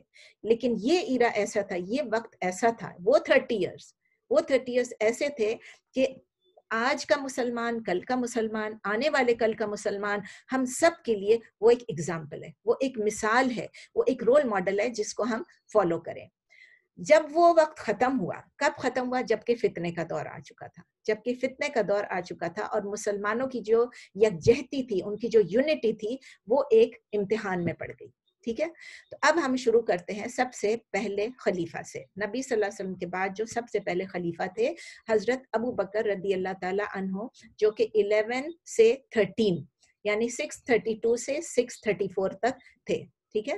یعنی نبی صلی اللہ علیہ وسلم نے سب سے پہلے, چلے ہم یہ ذکر کرتے ہیں کہ نبی صلی اللہ علیہ وسلم نے کبھی بھی اسپیسیفکلی یہ نہیں کہا کہ میرے بعد کون خلیفہ بنے گا. لیکن نبی صلی اللہ علیہ وسلم نے یہ 2-3 چیزیں اشارہ کی. ایک, انہوں نے یہ اشارہ کیا تھا کہ اب ان کی موت قریب آ گئی ہے اور لوگوں کو تیار ہو جانا چاہیے. آپ لوگ ابھی تیار نہیں ہو اس کے لیے, میری موت قریب آ گئی ہے. اس وقت نبی صلی اللہ علیہ وسلم جب ان کی ڈیتھ ہوئی, جب ان کی وفات ہوئی, ان کا وصال ہوا, تو وہ 63 سال کے تھے, یعنی کہ 63 سال کے تھے. اور وہ کس دن ان کی وفات ہوئی؟ منڈے, پیر کا دن تھا, اور 12 ربیع الاول تھا, 12 ربیع الاول تھا. آپ کو یاد ہونا چاہیے جب ہم نے یہ سیرت النبی کی کلاس میں پڑھا تھا کہ ان کی جو پیدائش کا دن تھا وہ ایگزیکٹ پتا تھا کہ منڈے ہے, لیکن یہ نہیں پتا کہ ایگزیکٹ ڈیٹ کیا تھی. ٹھیک ہے نا. لیکن اس کا لوگ ابھی بھی ڈیبیٹ کرتے ہیں, کوئی ایک دن بتاتا ہے, کوئی دوسرے دن بتاتا ہے, لیکن یہ ہمیں معلوم ہے کہ ربیع الاول کی 12 تاریخ کو, یعنی کہ 11 ہجری تھی, اس میں آفٹرنون میں ان کا وصال ہوا, اور یہ صحیح مسلم میں ہے. یہ نیوز جب ملی, یہ خبر جب ملی, تو صحابہ کو کیا ہوا؟ جیسے ان کو ایک بجلی چھو کے چلی گئی, سمجھ لیں. ان کے اوپر ایک تھنڈر آ کے گر گیا, ان کو ہلا کے رکھ دیا, ان کو جھنجھوڑ کر رکھ دیا. مسلمان اتنے ڈپریسڈ ہو گئے, اتنے ڈسٹریسڈ ہو گئے, اتنے غمزدہ ہو گئے. کچھ لوگ تو بالکل دنگ رہ گئے, سٹنڈ ہو گئے, کچھ لوگ کنفیوزڈ ہو گئے, حیران پریشان ہو گئے, کچھ لوگ سکتے میں آگے بات ہی نہیں کر سکتے تھے. علی رضی اللہ تعالیٰ عنہ جو ہے وہ اپنے گھر میں جا کے چھپ گئے, وہ اپنے گھر میں چھپ گئے. عثمان رضی اللہ تعالیٰ عنہ جو ہے وہ بات ہی نہیں کر سک رہے تھے, بالکل سٹنڈ ہو گئے, سکتے میں آ گئے. عمر رضی اللہ تعالیٰ عنہ اتنے شاکڈ ہو گئے کہ وہ اپنے حواس کھو بیٹھے, مطلب ہمیشہ کے لیے نہیں, اس وقت وہ سینسز کھو بیٹھے. انہوں نے تلوار نکالی, تلوار نکال کے کہا یہ ضرور منافقوں کی کوئی چال ہے. Some of the hypocrites have made a story that messenger of Allah has passed away. یہ منافقوں نے کہانی بنا لی, قصہ بنا لی اپنے آپ سے کہ نبی صلی اللہ علیہ وسلم وفات پا گئے. نہیں, وہ اللہ سے ملنے گئے جس طرح موسیٰ علیہ السلام ملنے گئے تھے, اور وہ واپس آئیں گے اور ان لوگوں کو سزا دیں گے کہ جنہوں نے یہ سٹوری سپریڈ کی ہے. اب پتہ ہے سب کو کہ یہ نہیں تھا, لیکن کسی میں اتنا حوصلہ نہیں تھا, اتنی جرت نہیں تھی آپ کہیں, کہ سب لوگ حضرت عمر سے ڈرتے تھے. وہ جلالی تھے, ان سے ڈرتے تھے, تو ان میں اتنا حوصلہ نہیں تھا, اتنی ہمت نہیں تھی, اتنا جرت نہیں تھی کہ وہ نبی صلی اللہ علیہ وسلم سے حضرت عمر رضی اللہ تعالیٰ عنہ سے کہیں کہ آپ اپنی تلوار نیچے رکھ لیں. ابو بکر رضی اللہ تعالیٰ عنہ کو پتا چلا, وہ کہیں آؤٹ سائڈ تھے سٹی سینٹر میں, جب ان کو یہ بات پتا چلی تو وہ رش کر کے آئے, بھاگے بھاگے آئے اور سیدھے نبی صلی اللہ علیہ وسلم کے گھر میں گھسے. جب وہ اندر گئے تو انہوں نے دیکھا کہ ہاں نبی صلی اللہ علیہ وسلم فوت ہو چکے ہیں. انہوں نے نبی صلی اللہ علیہ وسلم کو کس کیا, بوسہ دیا, اور پھر وہ رونے لگے. پھر وہ باہر آئے اور انہوں نے لوگوں سے کہا انا للہ و انا الیہ راجعون. اس کے بعد وہ حضرت عمر رضی اللہ تعالیٰ عنہ کے پاس گئے اور ان سے کہا خاموش رہیے. حضرت عمر نہیں سنے, وہ بولتے رہے. تو حضرت ابو بکر نے پھر کہا خاموش رہیے, وہ نہیں سنے. تو پھر حضرت ابو بکر رضی اللہ تعالیٰ عنہ نے خود بولنا شروع کر دیا. جب انہوں نے خود بولنا شروع کیا تو پھر لوگ حضرت عمر کو چھوڑ کے حضرت ابو بکر کے ارد گرد جمع ہو گئے. اور حضرت ابو بکر نے اس وقت یہ کہا کہ لوگوں, اگر آپ میں سے کوئی نبی صلی اللہ علیہ وسلم کی عبادت کرتا تھا, if you worship محمد صلی اللہ علیہ وسلم, تو آپ جان لیجئے کہ اب وہ وفات پا چکے ہیں. لیکن اگر آپ اللہ کی عبادت کرتے ہیں تو پھر اللہ تو الائف ہے اور وہ کبھی بھی نہیں فوت ہوں گے, اللہ تو ہمیشہ رہے گا. اس کے بعد انہوں نے سورہ آل عمران کی یہ آیت پڑھی, سورہ نمبر 3 آیہ نمبر 144, سورہ آل عمران کی پڑھی, وَمَا مُحَمَّدٌ إِلَّا رَسُولٌ, کہ محمد صلی اللہ علیہ وسلم ایک رسول کے علاوہ, ایک میسنجر کے علاوہ نہیں تھے کچھ. قد خلت من قبلہ الرسل, ان سے پہلے بھی رسول یعنی پلورل میں ہے کہ میسنجرز رسول جو ہیں ان سے پہلے بھی آئے بھی تھے اور چلے بھی گئے, وہ پاس ہو گئے, دے پاس بیفور ہم. افئن ماتا, تو اگر وہ فوت ہوتے ہیں, اور قتلا, یا ان کو قتل کیا جاتا ہے, انقلبتم قتلا انقلبتم علی عقابکم, تو کیا آپ اپنے ایڑیوں پہ بھاگ نکلیں گے, جیسے کہتے ہیں نا آپ کیا اپنے پیٹھ پھیر کے چلے جائیں گے, کیا آپ اس طرح کریں گے؟ You will turn back on your heels. وَمَن يَنْقَلِبْ عَلَىٰ عَقِبَيْهِ فَلَن يَضُرَّ اللَّهَ شَيْئًا, تو اگر کوئی بھی یعنی whoever, ومن اور جو کوئی بھی, ینقلب اگر کوئی اپنا پیٹھ موڑ کے چلا جاتا ہے, علی عقبہ اپنے ایڑی کے بل, تو فلن یضر اللہ, تو وہ اللہ کو کوئی نقصان نہیں پہنچا سکتا ہے, کچھ بھی اللہ کو نقصان نہیں پہنچا سکتا ہے. وَسَيَجْزِي اللَّهُ الشَّاكِرِينَ, لیکن جو لوگ شکر گزار ہیں, شاکرین ہیں, ان کو اللہ تعالیٰ انعام دے گا, ان کو اللہ تعالیٰ جزا دے گا, ان کو اللہ تعالیٰ ان کا ریوارڈ دے گا. ٹھیک ہے, تو یہ جب پڑھا, جب لوگوں نے یہ سنا تو سب لوگ زور زور سے رونا شروع ہو گئے. اور جب وہ رو رہے تھے تو ساتھ ساتھ وہ اس آیت کو بھی دہراتے. آپ کو پتہ ہے وہ سب اس وقت زیادہ تر جو صحابی تھے تو وہ تو حفاظ ہی تھے, کیونکہ اس وقت تو لکھا ہوا نہیں تھا نا قرآن. جو سنتے تھے اس کو سن کے اس کو میمورائز کرتے تھے, اور ان سب کو یہ آیتیں پھر آتی تھی زیادہ تر لوگوں کو, تو وہ اس آیت کو ریپیٹ کرنے لگے. اتنے شوق میں تھے, لیکن اس آیت کو بار بار ریپیٹ کرتے تھے, تاکہ وہ شوق, وہ صدمہ جو ہے اس سے نجات حاصل کر سکیں. اس سے ان کو تسلی ہو جائے گی کہ یہ قرآن کے الفاظ ہیں, یہ اللہ تعالیٰ کے الفاظ ہیں, یہ ابو بکر کے الفاظ نہیں ہیں, یہ تو پہلے نازل ہو چکی تھی آیت. تو ایسا تو نہیں ہے کہ اس وقت ابو بکر رضی اللہ تعالیٰ عنہ نے اپنی طرف سے بنایا، یہ تو پہلے آیت نازل ہو گئی تھی، یہ تو آل عمران کی آیت ہے. نبی صلی اللہ علیہ وسلم کے بعد تو ایک بھی آیت نازل نہیں ہوئی، نبی صلی اللہ علیہ وسلم کے بعد تو کوئی قرآن نازل نہیں ہوا. تو یہ سب نبی صلی اللہ علیہ وسلم کے زمانے میں جتنا بھی قرآن تھا پورا نازل ہو گیا تھا، اور اسی میں یہ آیت شامل تھی سورہ آل عمران کی. عمر رضی اللہ تعالیٰ عنہ کیا فرماتے ہیں؟ وہ یہ کہتے ہیں کہ پہلے تو میں نے، یہ بخاری میں، کہ پہلے تو میں نے ابو بکر کو نہیں سنا، لیکن جب ابو بکر رضی اللہ تعالیٰ عنہ نے یہ آیت ریسائٹ کی، جب یہ آیت پڑھی تو مجھے ایسا فیل ہوا کہ ابھی ابھی یہ آیت نازل ہوئی ہے.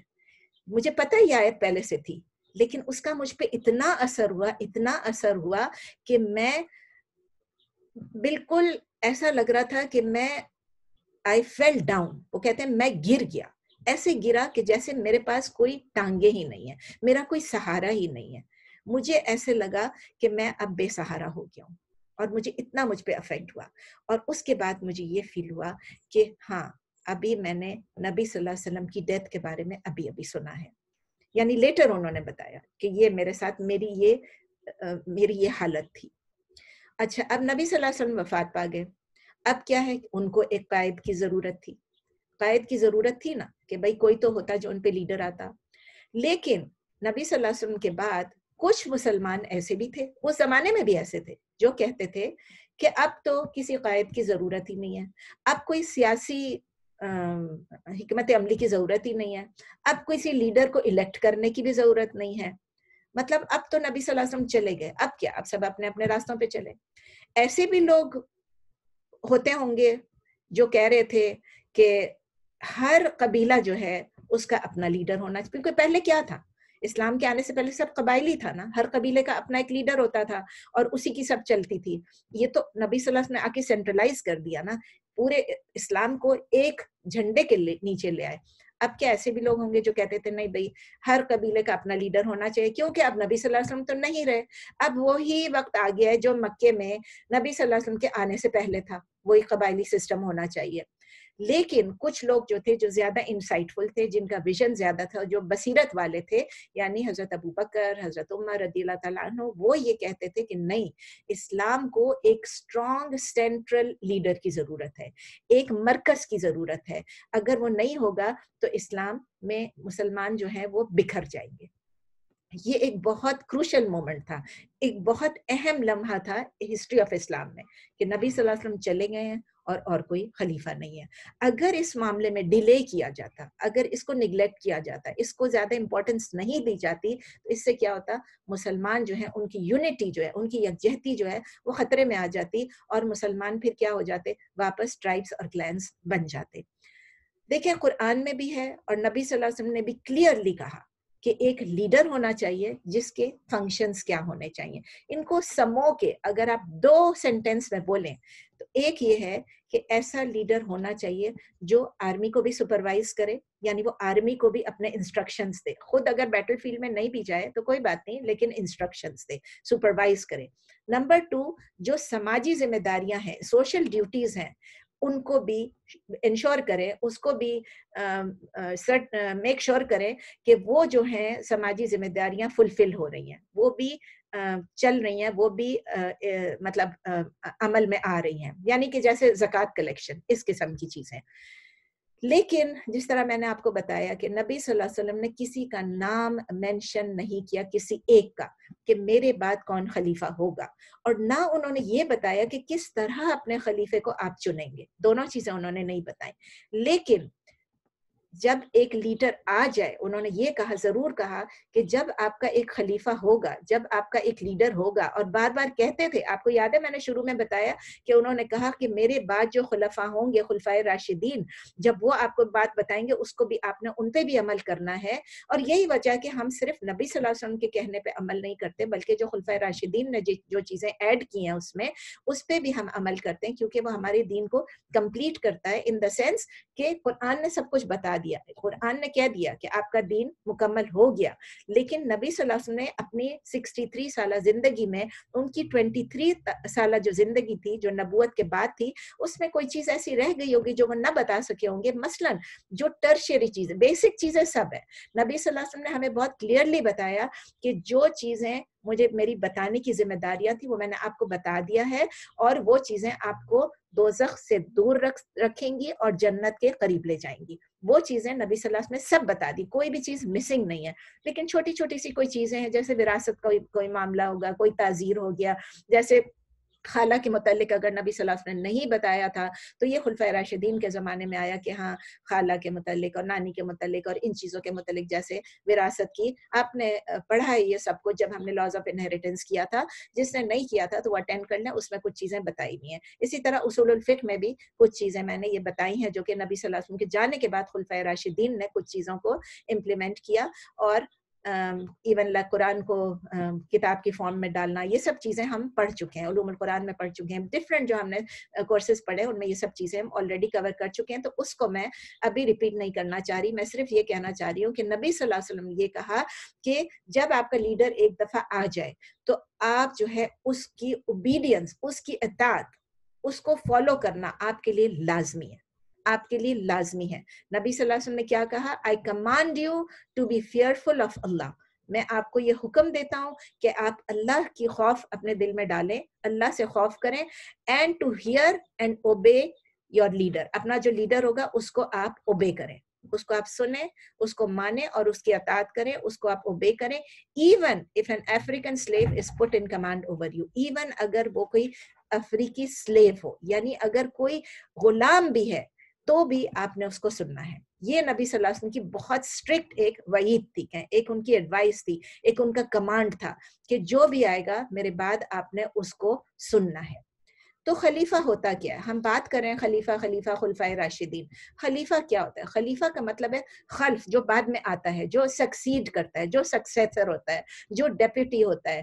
یعنی وہ خلیفہ ہوتا ہے جو کہ اگر ایک ٹرو سکسیسر ہو، جو نبی صلی اللہ علیہ وسلم کے بعد اس طرح سے نبی صلی اللہ علیہ وسلم کی جو امت ہے اس کو اس طرح سے رول کرے جس طرح نبی صلی اللہ علیہ وسلم نے سکھایا، جس طرح انہوں نے خود کیا اور جس طرح انہوں نے سکھایا. تو کچھ لوگ ایسے بھی ہیں، کچھ سیکٹس ایسے بھی ہیں جو یہ بلیو کرتے ہیں کہ علی رضی اللہ تعالیٰ عنہ جو ہیں ان کو خلیفہ ہونا چاہیے تھا. کیوں؟ وہ یہ ریزن دیتے ہیں کیونکہ وہ نبی صلی اللہ علیہ وسلم کی فیملی میں سے تھے، وہ نبی صلی اللہ علیہ وسلم کے چچا زاد بھائی بھی تھے اور نبی صلی اللہ علیہ وسلم کے داماد بھی تھے. تو وہ یہ کہتے ہیں.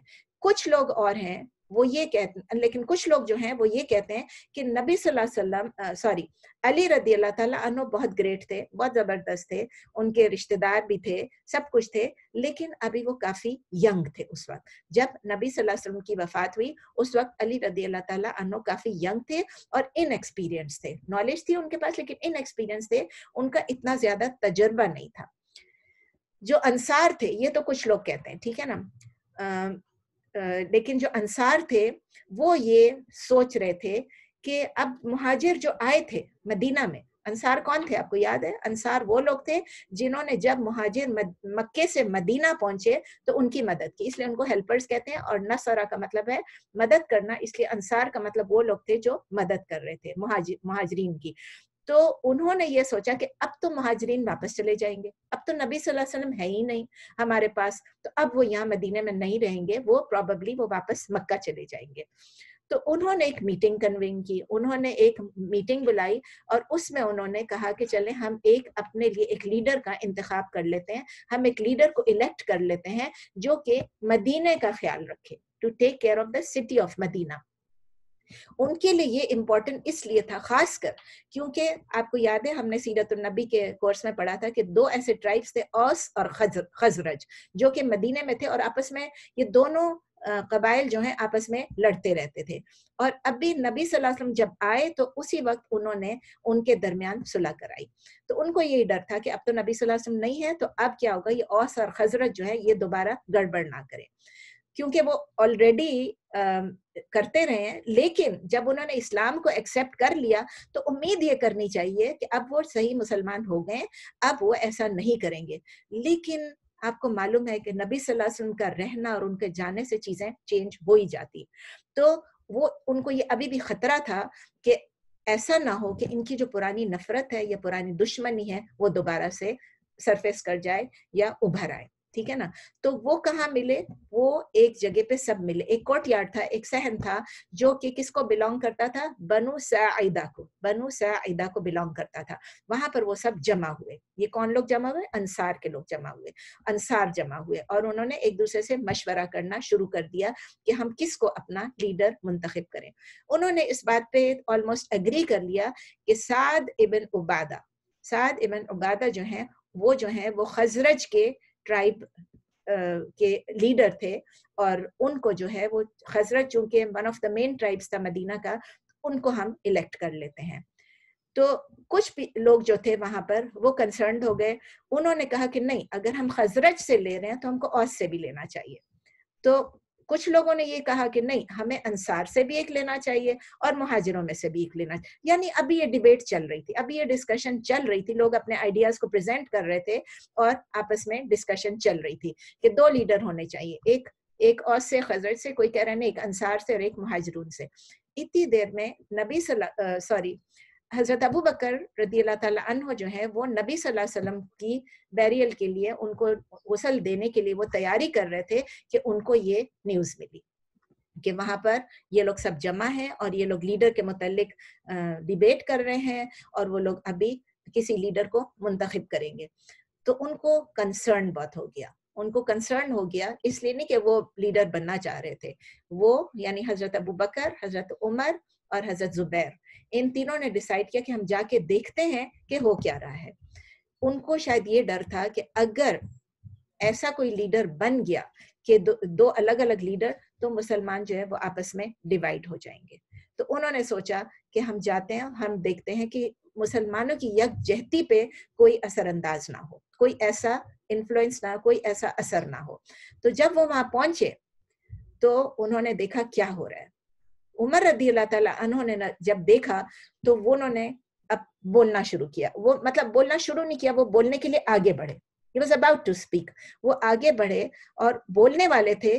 حضرت ابو بکر رضی اللہ تعالیٰ عنہ نے ان کو روکا, ان سے کہا کہ اس وقت آپ کی ایموشنل سٹیٹ, ان کو کہا نہیں, لیکن انہوں نے یہ ریئلائز کیا کہ حضرت عمر جو ہے وہ ویسی بہت جذباتی ہیں, اس وقت بہت ایموشنل سٹیٹ ان کی خراب ہے, نبی صلی اللہ علیہ وسلم وفات پا چکے ہیں, وہ کہیں زیادہ جذباتی نہ ہو جائیں, اور جو آلریڈی سچویشن اتنی نازک ہو چکی ہے وہ کہیں اور زیادہ نازک نہ ہو جائے.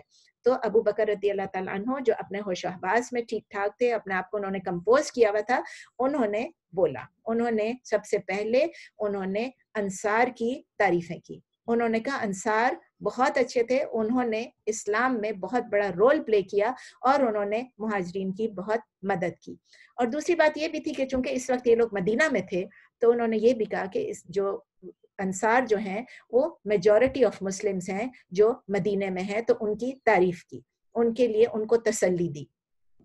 پھر انہوں نے ایکسپلین کیا, انہوں نے یہ واضح کیا کہ مسلمان امت جو ہے, مسلمان کمیونٹی جو ہے, ان کا جو ہے ایک لیڈر ہونا چاہیے, 2 نہیں ہونے چاہیے, ایک لیڈر ہونا چاہیے, چاہے وہ انصار ہیں, چاہے مہاجر ہیں, چاہے وہ اوس ہیں, چاہے خزرج ہیں, چاہے کہیں کے بھی ہیں. تو ان کا ایک ہی لیڈر ہونا چاہیے, اور وہ لیڈر کس ٹرائب سے, کس قبیلے سے ہونا چاہیے؟ انہوں نے کہا قریش سے ہونا چاہیے. اب انہوں نے کیوں کہا قریش سے ہونا چاہیے؟ انہوں نے اس لیے کہا کہ نبی صلی اللہ علیہ وسلم کی ایک حدیث ہے جس میں انہوں نے یہ فرمایا تھا کہ لیڈرز جو ہیں وہ قریش سے ہیں, لیڈرز آر فرام قریش, یعنی قریش سے ہی لیڈر ہیں. اب اس حدیث کو 2 قسم سے انٹرپریٹ کیا جا سکتا ہے.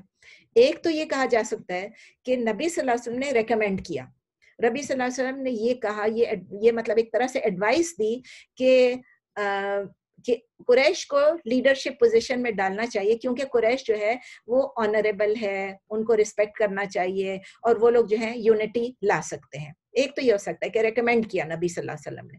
دوسرا یہ ہے, دوسری انٹرپریٹیشن یہ ہے کہ نبی صلی اللہ علیہ وسلم نے اس کو ایسے بتایا کہ جیسے ایک پروفیسی ہے, یعنی ایک ان کی طرف سے ایک کہتے ہیں نا کہ پہلے سے ایک خوشخبری ہے, یا جو بھی آپ کہہ لیں, یا جو انہوں نے ایک خبر دی, انہوں نے پہلے سے پیشن گوئی ہے, کہہ لیں پروفیسی یعنی پیشن گوئی ہے کہ ان کو پہلے سے, اور پروفیسی ہے کیونکہ وہ ایک نبی تھے, تو ان کو یہ پتا تھا شاید کہ یہ ہوگا, قریش کے لیڈر جو ہے وہ مسلمانوں کے لیڈر بنیں گے. یعنی کہ انہوں نے اس کو ایک پیشن گوئی کی طرح انٹرپریٹ کیا رادر دین کہ ایک حکم دیا. تو پہلا والا تو ایک ریکمینڈ کیا، یعنی ایک طرح سے ایک حکم دیا کہ بھائی آپ قریش میں سے لیڈر کو چنیں، اور دوسرے میں یہ کہ نہیں یہ ہوگا. تو جو جس طرح سے بھی اس کو انٹرپریٹ کر لیں، نبی حضرت ابوبکر رضی اللہ تعالیٰ عنہ جو ہیں انہوں نے حدیث کو مد نظر رکھا. انہوں نے کہا نبی صلی اللہ علیہ وسلم نے یہ فرمایا ہے تو ہمیں قریش سے لیڈر جو ہے وہ چننا چاہیے. ان کے دماغ میں کوئی اپنا پرسنل مفاد نہیں تھا، کچھ بھی نہیں تھا، لیکن انہوں نے یہ بھی اس لیے کہا کیونکہ اب پورا کا پورا عربیہ جو ہے جو ہے مسلمان ہو گیا تھا.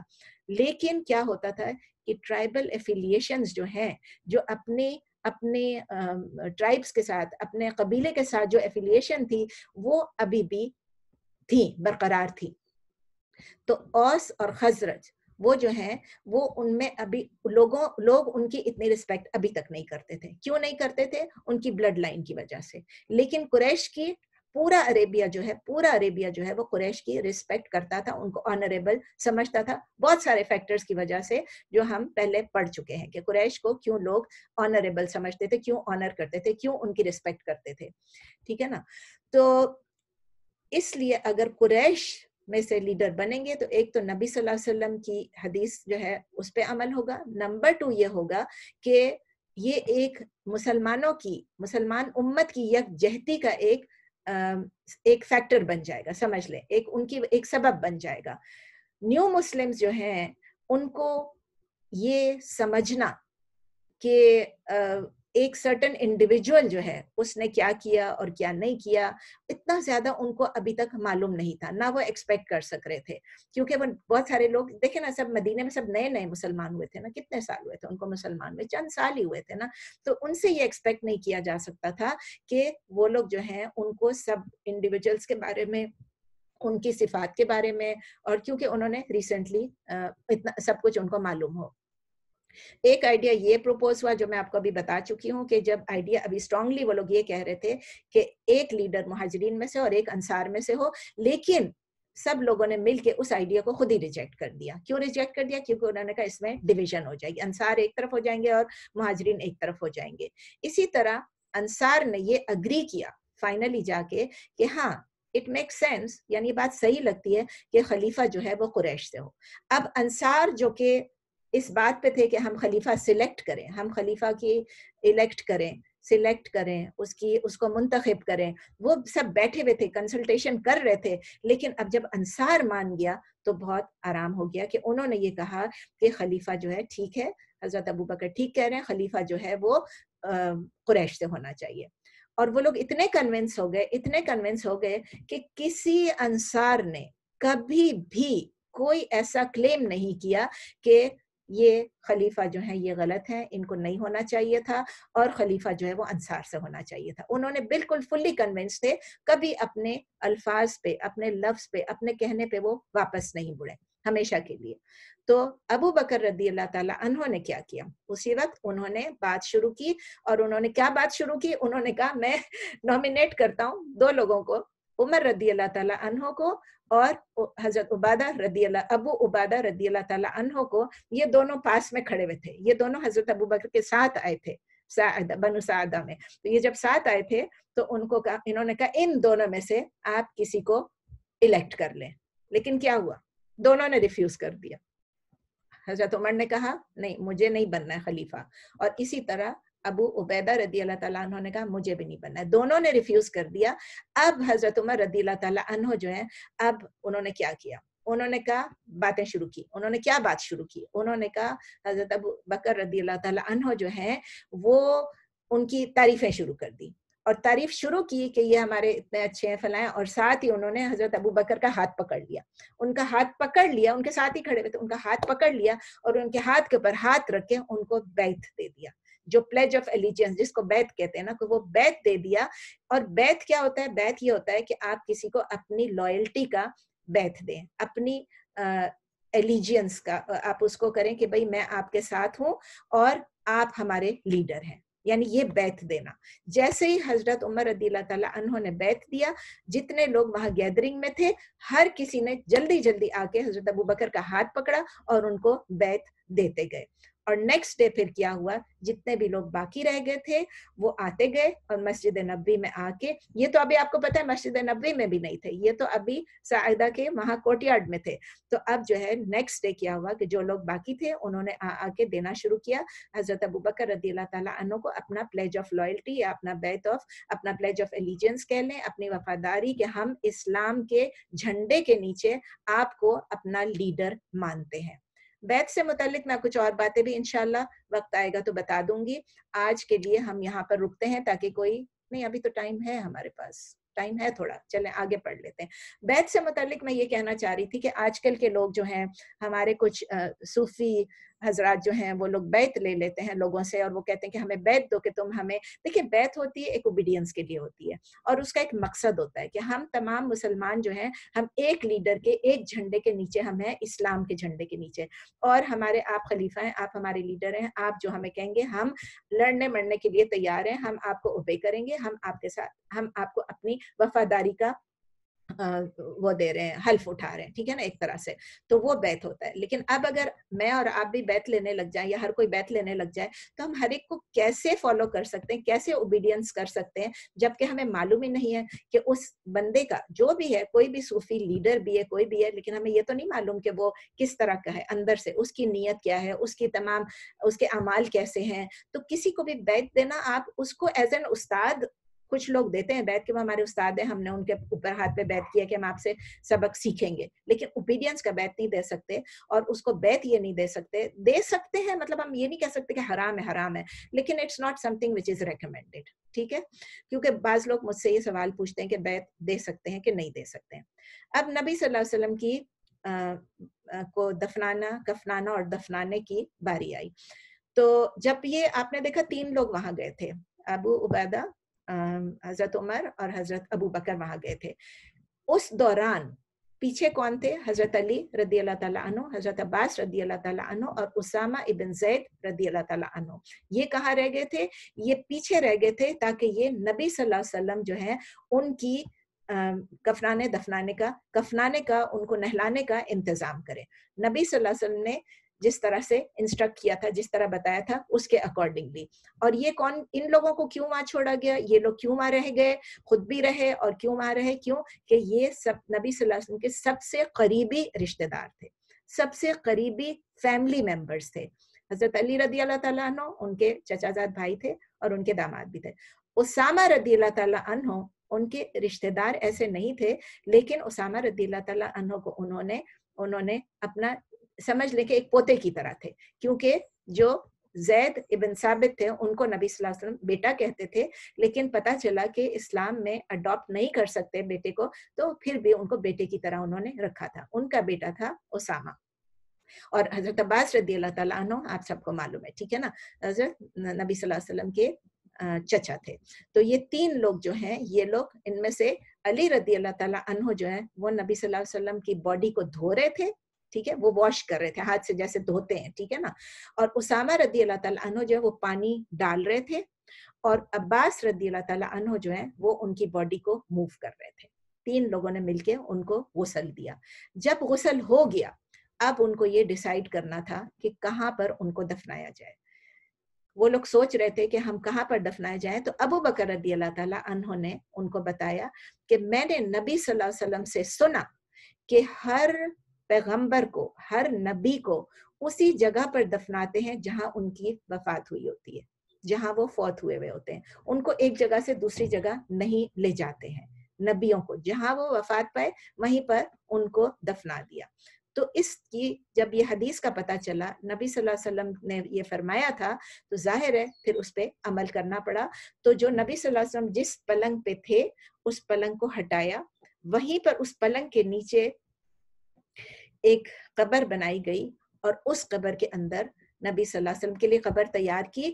لیکن قبر میں ڈالنے سے پہلے ابھی وہاں پر قبر تیار ہے اور نبی صلی اللہ علیہ وسلم کا پڑا ہوا ہے جسم وہاں پر. تو لوگ آئے اور انہوں نے آ کے نماز جنازہ ادا کیا. اب نماز جنازہ ایک گروپ میں نہیں ہوا, جماعت کی نماز میں نہیں ہوا. اس کا یہ مطلب نہیں کہ اب ہم جماعت میں نہیں پڑھ سکتے ہیں. جماعت میں ان کا نہیں ہوا کیونکہ لوگ دور دور سے آ رہے تھے اور چھوٹی جگہ تھی تو لوگ آتے تھے اور ہر کوئی آ کے انڈیویجولی آ کے نماز پڑھ کے نماز جنازہ پڑھ کے چلے جاتے تھے. گروپ آفٹر گروپ, ایک گروپ آتا, مرد آتے, پھر عورتیں آئیں, پھر بچے آئے, مطلب یہ سلسلہ چلتا رہا چلتا رہا چلتا رہا. اتنا لمبا یہ سلسلہ چلا کہ پورا دن گزر گیا, پوری رات گزر گئی اور دوسرا دن آ گیا. تو نبی صلی اللہ علیہ وسلم کی جو بیریل ہوئی, ان کو جو دفنایا, وہ ایکچولی دوسرے دن دفنایا. یہاں پر اب ہم روکتے ہیں, کوئی سوال جواب ہے تو, کیونکہ اب ہم پھر نیا ٹاپک سٹارٹ کر رہے ہیں, اس کو بیچ میں روکنا پھر صحیح نہیں رہے گا انشاءاللہ. تو آپ لوگوں کے سوالات ہیں, آپ لوگ اپنے مائکس کو کھول لیں انشاءاللہ, اور سوالات ہیں تو پوچھ لیں.